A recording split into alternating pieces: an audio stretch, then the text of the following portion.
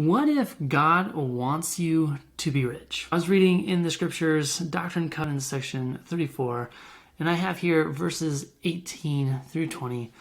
I'm going to share with you three things that if you understand them at a deeper level, you will start to see a little bit more of richness in your life. First thing comes in verse 18.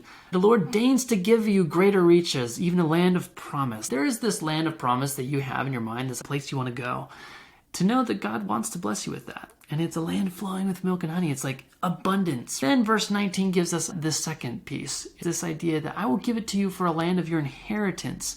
Now, whenever we think about inheritance, it's usually family oriented. You receive an inheritance from your dead parents or your grandparents or your long lost uncle that's a millionaire for some reason. But the thing about it is, when we are adopted into the family of God, we gain an inheritance. You're not even really adopted. You've been a child of God ever since you came to this earth. So it's just given. And that's a beautiful thing. It's just there.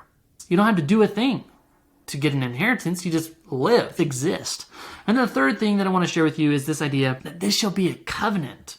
Verse 20 says, this shall be my covenant with you, that ye shall have it for the land of your inheritance and for your kids, and so on.